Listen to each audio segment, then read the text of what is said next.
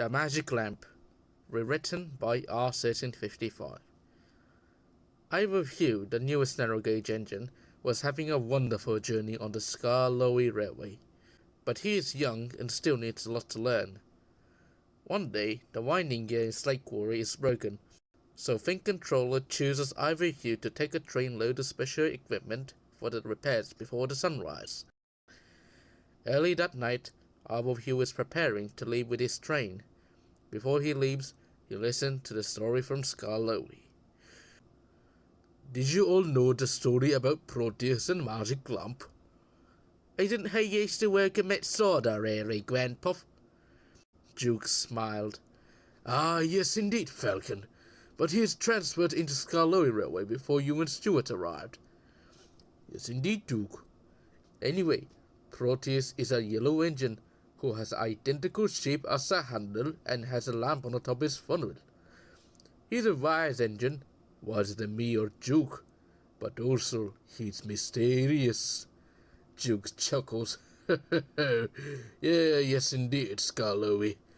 He's loved mysterious things, such as occult or some legend. But mostly he loves to tell about the magic lamps. Duncan is becoming impatient. Just tell us about the magic lamp, he said angrily. All right, Duncan, I'm going to tell about it right now. So what Proteus says, whenever you see the lamp in a dock, your wish will come true, but with a few conditions. First, you need to feel a rush of wind, then you hear a strange creaking sound, and finally, you'll see the flicker on and off and on. Every engine were amazed, except for Ivor Hugh. I think that's nonsense. Those stories of her silly make-believes. Anyway, I have the work to do instead of hearing some lamp rubbish. And he chuffed away. Soon he collected some trucks, loads of steel winches and wires, and set off in a huff. Moon is bright at night, but the fog lifted, so the line is hard to see. Ivor Hugh was still thinking about Skarloey's story and didn't pay much attention to the tracks. Magic lamp indeed. Why does everyone think that story is true? It's just silly make-believe. So much thought about magic lamp and little learning of the lines.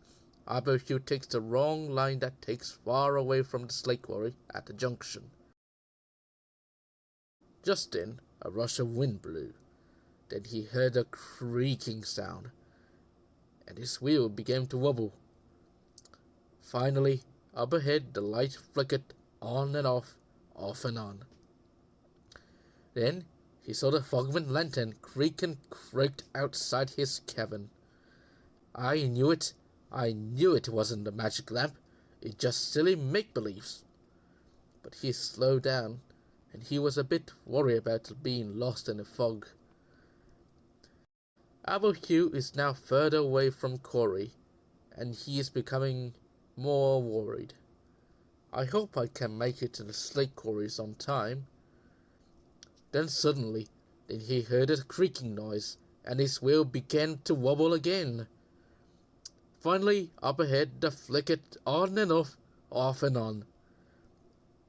Then he saw the light from the bonfire of the children's campsite, and it was the trees that were creaking in the wind. Ivor Hugh huffed. I knew it wasn't the silly lamp, it's just silly make-believes. Now Ivor Hugh is not suring himself now, and puffed along the line much more slowly. If I can't get in at the quarry on time, the Think Controller will be upset, and I can't go back into the shed. And he said quietly, and I wish I had a magic lamp. Perhaps that way my wish will come true. Suddenly, Ivor Hugh felt a rush of wind whip around his wheels. Then he heard the strangest creaking and croaking sound. And then he saw the flickering light that flashed on and off and on. Ivor Hugh gasped with amazement, and he thought for a moment. If I will follow it, maybe my wish will come true. So he set off to the high up in the hills. When he reached the top, he was the most surprised to see Harold. It was a Harold the helicopter. His blades made a strong rush of wind, the sound of whooshed and whooshed coming from his propeller blades, and finally his bright light flickered on and off and on. "Why, hello there, dear chap. What's wrong there?" "Oh, I'm glad to see you, Harold. I was supposed to take this lot to Slate Quarry, but I'm completely lost far down the mountain. Can you help me get here?" Harold smiled. "Of course, dear chap. After all, I am a rescue helicopter." Aberhue was very pleased. Aberhue followed the light that was guided by Harold.